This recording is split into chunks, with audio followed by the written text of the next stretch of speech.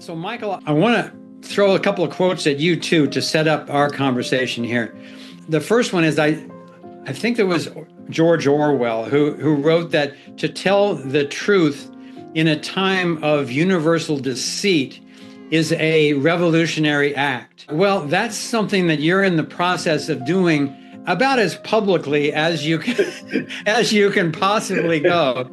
And so with that in mind, let me ask you the same question that I asked Mark. What is truth for you, and why does it matter? Wow.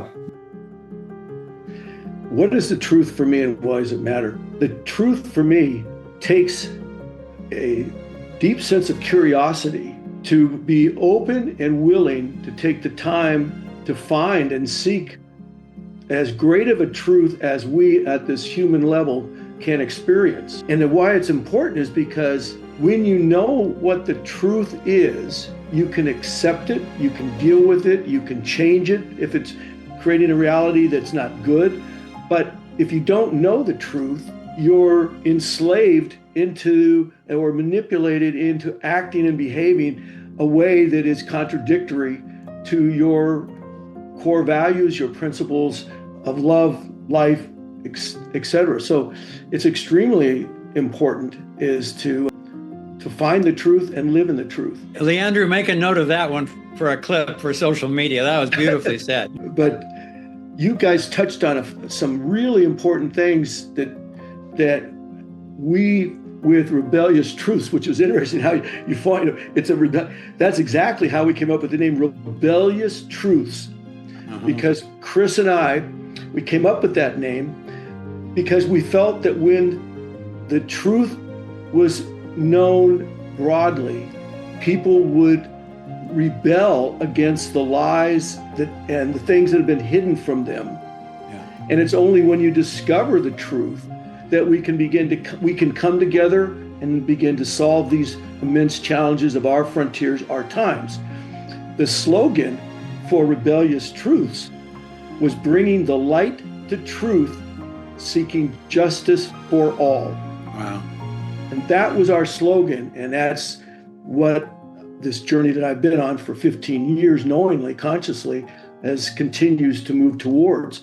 And when you talk about narrative truth, subjective truth, that's what the project truth that we launched with Rebellious Truths was all about, which is the manual that I sent to you that I hope people will take the time to look at and download. It's only 14 pages. It's not like some big document. And it's written with extremely beautiful prose by my co-founder, Chris. So, Michael, I want to put up a slide here that comes from that document. So this is your succinct summary of the scientific method.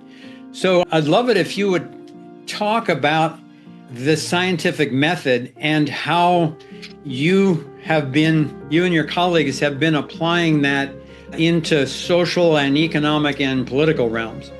Okay, so bear with me. I'm going to take a little bit right from the manual itself. I'm not going to read it all to you, but I'm going to take a few excerpts from it and read it. First off, obviously, make an observation. Choose a subject. In our case, choosing a subject of who you want to investigate is step one.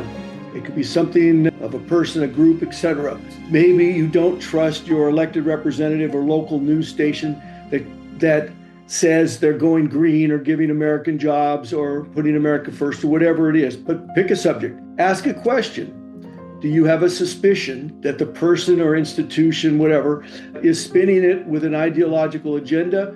Do you smell corruption, foul play, or manipulation? So ask a question. And then the next thing is form a hypothesis.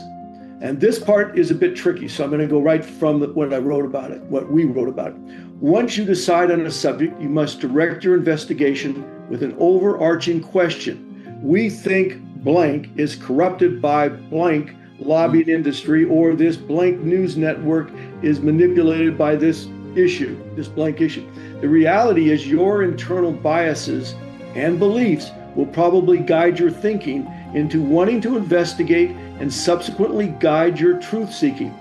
That's completely understandable, but you must remember not to let those beliefs blind you to fairness. blind you to the facts and the conclusion that those facts reveal.